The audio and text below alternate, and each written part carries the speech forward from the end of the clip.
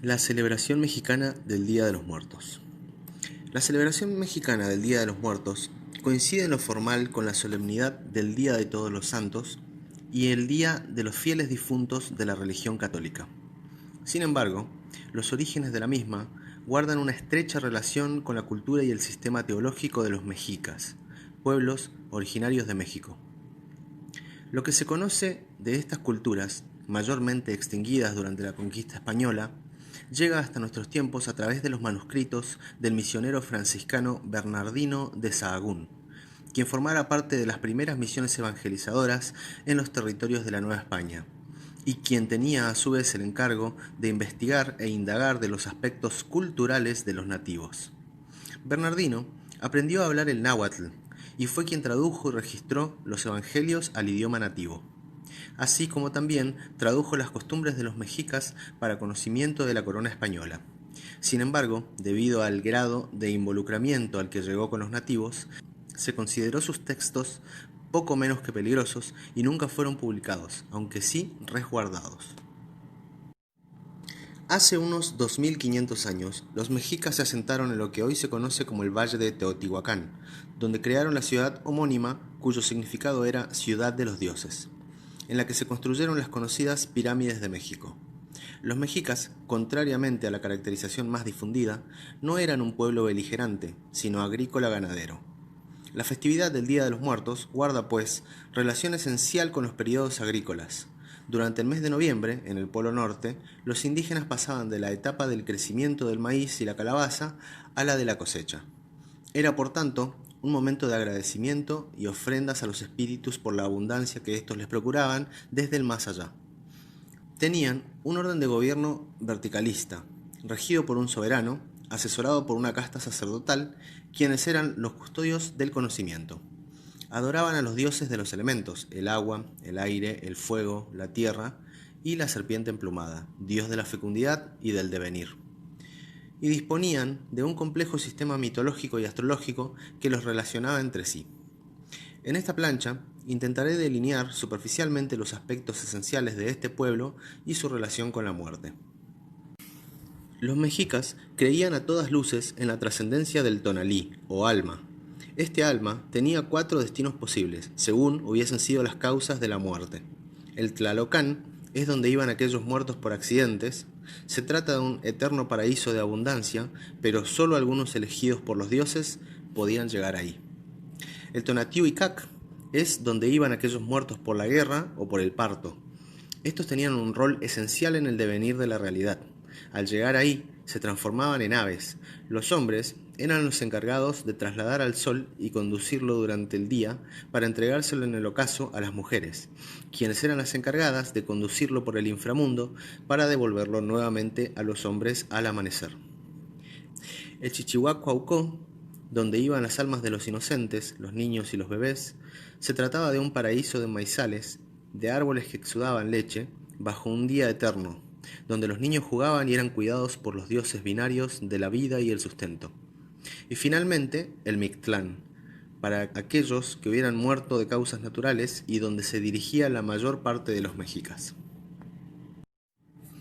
Mictlán significa lugar de los muertos, y es aquella dimensión donde estos habitaban. Para los nahuas, estaba compuesto por 9 dimensiones que simulaban el cómputo del tiempo. Cada dimensión tenía un dios del día y uno de la noche, es decir, un total de 18 deidades que multiplicadas por 20, que son los días de cada dimensión, dan 360, más 5 días extratemporales dedicados uno a cada elemento: tierra, viento, agua, fuego y la serpiente, que era la fuerza motriz. El viaje a través del Mictlán duraba 4 años, en los cuales el alma del difunto debía vencer todas las pruebas que se le presentaban para finalmente poder alcanzar el reposo eterno. El primer nivel, Ixcuintlán, o lugar de los perros, se trataba de la costa de un río caudaloso que el difunto debía atravesar, mas solo podía lograrlo ayudado de uno o más xoloitzcuintles, perros endémicos de México. Estos perros eran el alma de los perros que el viajante había tenido a lo largo de su vida. Si al ver a su dueño el temor los paralizaba, el difunto quedaría varado, deambulando por los dominios de Xolotl. El segundo nivel, Tepectli Monamictlán, lugar de los cerros que se juntan, es el sitio donde dos altos cerros se separaban y juntaban caprichosamente, produciendo fuertes temblores en la tierra. El viajante debía encontrar y calcular el momento y el espacio para ir atravesándolos sin ser aplastado. El tercer nivel, Ixtepetl, lugar de los pedernales, se trataba de un cerro custodiado por serpientes y lagartos, y cubierto por filosísimos pedernales que desprendían la carne de los cuerpos durante el paso a través de él. El cuarto nivel, Ixtecayán, lugar de los vientos cortantes, el difunto llegaba primero a un valle donde un viento gélido y fortísimo le desgarraba la piel y la carne como navajas, y desprendía al viajante de toda prenda, joya o arma. Luego, éste debía atravesar 8 picos montañosos, desolados y cubiertos de hielo, donde cualquier paso en falso lo llevaba a precipitarse al vacío. El quinto nivel, Paniecatacoyán, lugar donde la gente vuela como hojas. Al terminar el último pico, el difunto comenzaba a flotar como una pluma, arrastrado por los vientos hasta que estos finalmente lo liberaban. El viajero debía luchar incansablemente contra estos vientos. Si cedía en su lucha, era arrastrado nuevamente al principio, donde debía repetir el ciclo. El sexto nivel, Timiminaloayán, lugar donde se es flechado. Aquí, el viajante atravesaba un angosto sendero donde las flechas disparadas por el difunto, así como las de los enemigos que había cosechado durante su vida, eran disparadas contra el difunto desde manos invisibles, hiriéndolo. El séptimo nivel, Teocohuehualoyán, lugar donde se es devorado por jaguares. Aquí los jaguares perseguían y atacaban al difunto, hasta alcanzarlo, arrancándole el corazón y devorándolo. El octavo nivel, Izmictlán Apoxcalolca, la laguna de las aguas negras. Aquí el viajante debía atravesar un lago de aguas negras. Si su cuerpo era aún demasiado pesado para atravesar el lago, se hundía y era alcanzado por un lagarto gigante y devorado. Si no, era finalmente liberado de su cuerpo al cruzar la orilla. El noveno nivel era llamado Chicunamictlán, o lugar de la segunda muerte. Al llegar a la costa, una densa niebla rodeaba al viajante, y éste comenzaba a recapitular su vida. Las tinieblas se disipaban solo cuando el difunto encontraba todas las partes extraviadas de sí mismo en la niebla, y entendía el sentido de su vida.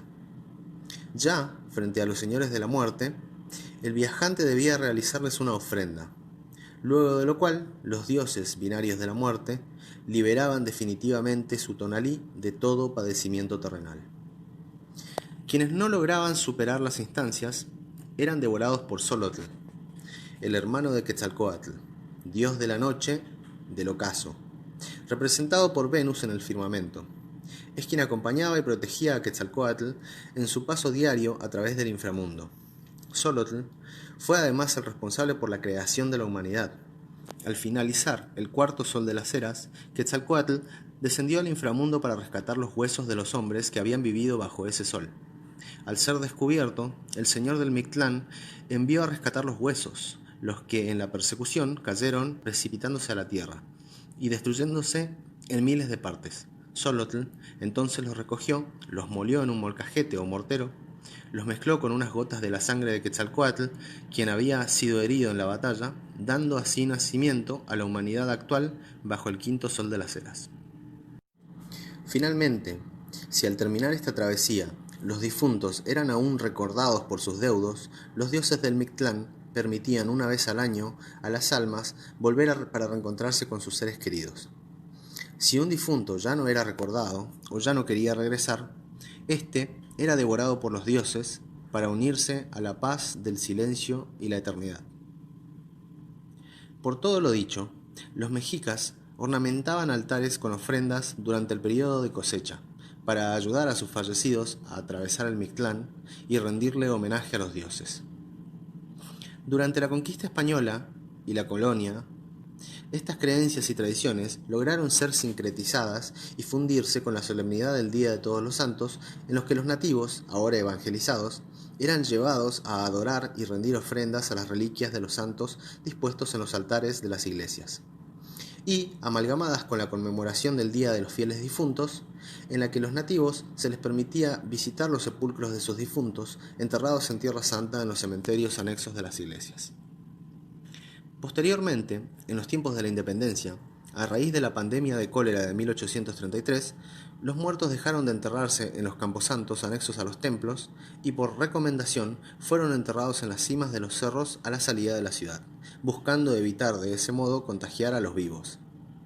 Los dolientes debían entonces trasladarse, muchas veces caminando por decenas de kilómetros, para visitar a sus difuntos, por lo que llegaban cansados, hambrientos y sedientos. Poco a poco se fue haciendo hábito quedarse a comer sobre la parcela del difunto. Comenzaron a aparecer los puestos de comida y bebida por doquier. Comenzó a hacerse hábito quedarse allí, comiendo, bebiendo, charlando con los difuntos y transitando el duelo sobre las tumbas. Paulatinamente comenzaron a dejarse adornos y mantas sobre ellas, muchas veces por no poder volver con el peso del equipaje, o bien para cuidar al difunto en su morada. Esto llevó a que comenzaran a decorarse los sepulcros y los cementerios fueron transformándose poco a poco en lugares de culto bellamente ornamentados. Al finalizar la jornada, ya sobre la noche, los deudos volvían caminando desde los cerros en grupos, bien comidos y bebidos y cantando, satisfechos de pasar el día con sus difuntos. De este modo se terminó de configurar la forma que lleva la festividad hasta la actualidad. Lo primero que llama la atención es la semejanza ideológica de esta celebración con la celebración del Samaín, o fin del verano celta, de la cual derivó el Halloween. Se trata, en ese caso también, de una celebración agrícola donde se agradecía a los difuntos por la cosecha y se les hacía ofrendas. Era la celebración del comienzo del año celta y del comienzo del tránsito de los difuntos a través del inframundo. Así también, guarda estrecha relación con la mitología de las dinastías egipcias, en las que el sol, así como los difuntos, debían atravesar el inframundo o duat, donde se llevaba adelante el juicio de las almas. Aquí también, éstas debían transitar un viaje a través del duat, sorteando las pruebas a las que se les sometía, todo lo cual se detalla en los libros de los muertos que han sobrevivido hasta nuestros tiempos. Más acá en el tiempo, la mitología del Mictlán tiene una asombrosa similitud con el infierno de Dante, descrito en la Divina Comedia.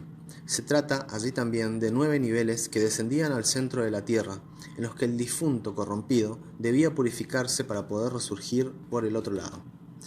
En su esencia, el viaje a través del Mictlán explica la suerte de las almas en su viaje hacia la muerte, coincidente con el periodo material máximo que le demora un cuerpo en desprenderse de toda carne hasta convertirse en solo un esqueleto. La muerte para los mexicas tenía el mismo sentido que para los celtas y los egipcios. El alma, para alcanzar el descanso eterno, debía haber logrado purificarse y romper de este modo el ciclo del eterno retorno. En el primer nivel del viaje a través del Mictlán, vemos que el viajante se enfrenta a las consecuencias de su conducta de acuerdo a una relación naturalmente asimétrica como lo es la de un ser humano y un animal. Es el tipo de ejercicio del poder llevado adelante durante la vida por parte del difunto lo que determina en sus consecuencias si éste ha de atravesar o no esa primera etapa. En el segundo nivel del viaje, vemos que es el cultivo de la paciencia, la prudencia, la inteligencia, la observación y la mesura, lo que posibilita encontrar el paso del difunto a través de esta segunda etapa. En el tercer nivel, vemos que el viajante es despojado de su carne, donde tienen su origen sus malas pasiones mundanas, sus vicios, aquello que lo somete materialmente. En el cuarto nivel, además de proseguir con el desprendimiento de la carne, el difunto pierde todo ropaje, toda arma y toda posesión. Pierde así todo aquello que lo somete intelectualmente. Luego atraviesa así desnudo un desierto helado y resbaladizo. Es la templanza de su espíritu lo único que le permite atravesarlo. En el quinto nivel, el viajante es arrastrado por los vientos, las pasiones del alma, y es su constancia, su voluntad inquebrantable la que le permite sortear estos vientos. En el sexto nivel, el difunto enfrenta las consecuencias de las enemistades que generó y del daño que causó, y se hace justicia devolviéndole todo ese dolor.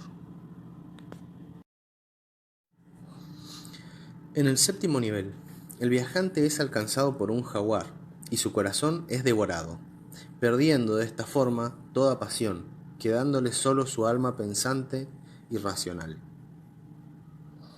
En el octavo nivel, ocurre la purificación final, donde el alma pierde todo móvil material.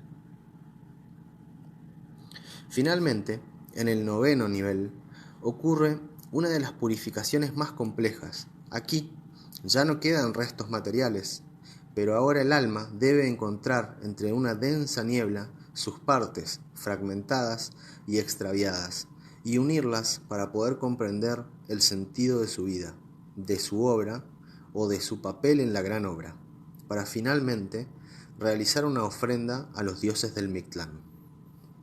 Pero, ¿qué podría ofrecer a los dioses un alma, una tonalí, despojada de toda posesión material, de toda carne, de toda pasión?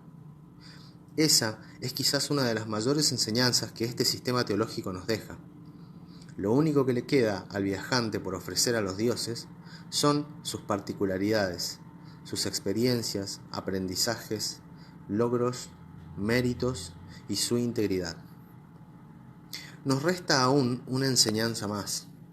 Cuando esta singularidad, fruto de las experiencias de una vida, era definitivamente olvidada, era devorada por la muerte y pasaba a reunirse nuevamente con el silencio y la eternidad.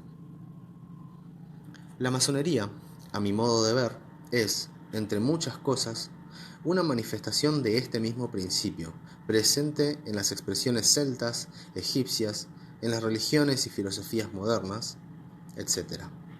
Su sistema consiste en 33 viajes, grados o niveles, donde grado a grado se va purificando ese alma, esa tonalí, con las herramientas que ésta pueda desarrollar. Y al final solo quedan aquellos aprendizajes, logros y méritos purificados de toda ambición, de toda pasión. La muerte es aquello que da sentido y sabor a la vida. ¿Qué sentido tendría el heroísmo o la cobardía? ¿Qué sentido tendría la constancia, el esfuerzo o la desidia? ¿Qué sentido tendría la maestría o la impericia si fuésemos inmortales? Es la finitud de la vida lo que da belleza y sentido a nuestra existencia. La convierte en expresión irrepetible del ser.